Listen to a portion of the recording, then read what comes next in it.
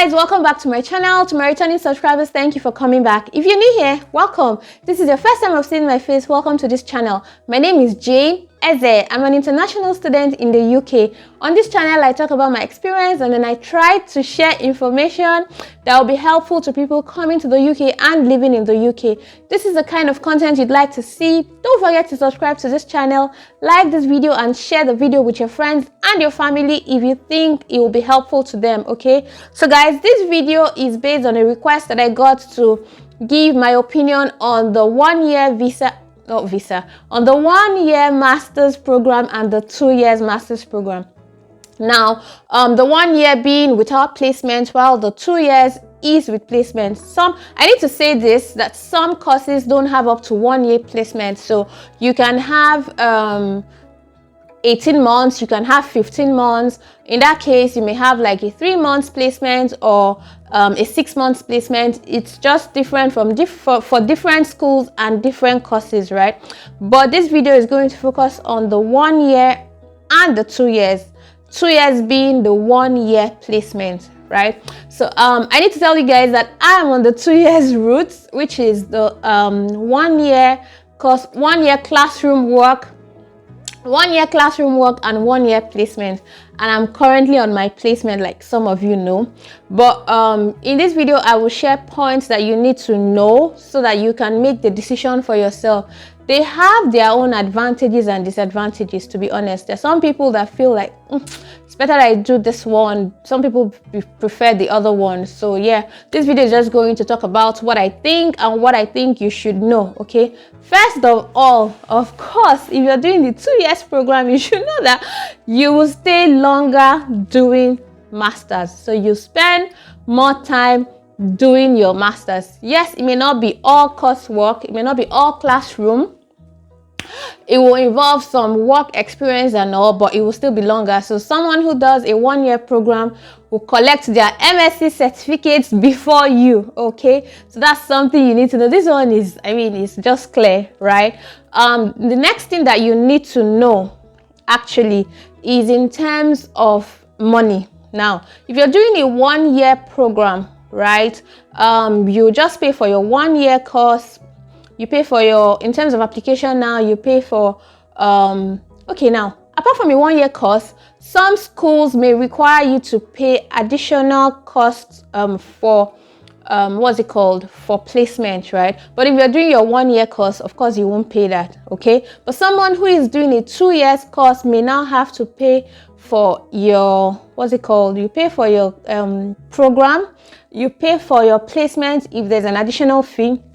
In my school, when I did mine for my course, there was no additional payment for the placement route, right? So the school fees for a 1 year or a 2 years course was the same, right?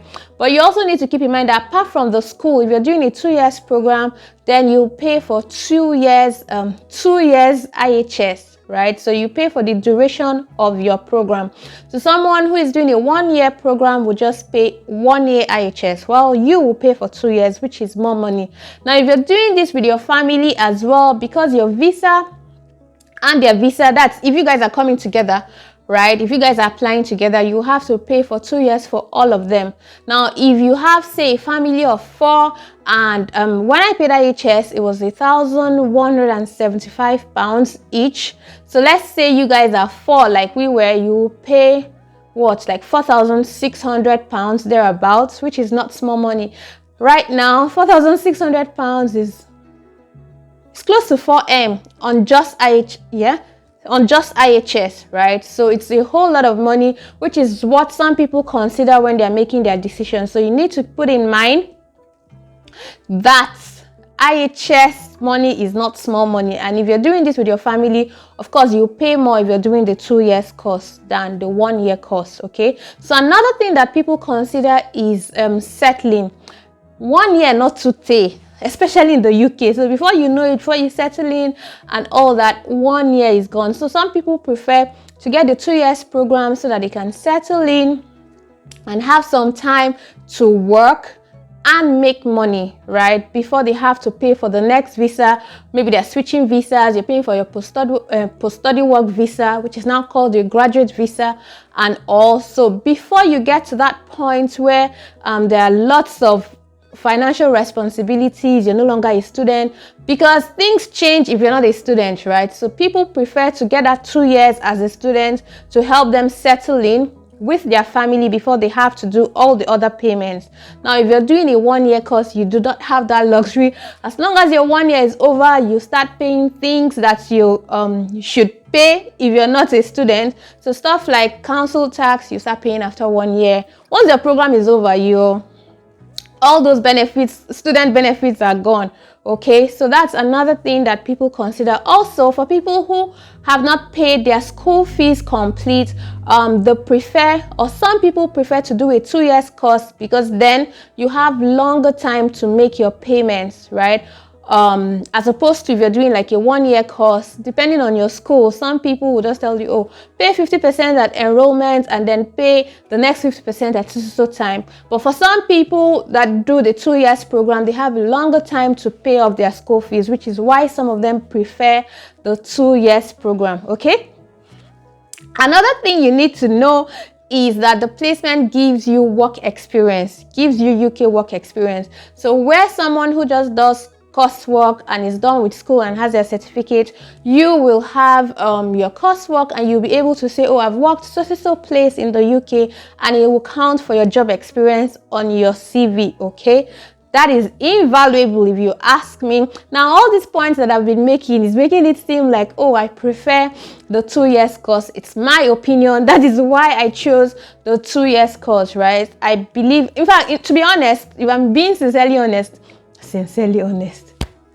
if I'm being honest with you guys, I wanted a 1 year program. It was my husband that said, let's do the 2 years, and then he said this point, that point, and I was like, okay, because I just wanted to get it done with. I just wanted to do school and know that after 1 year this is done.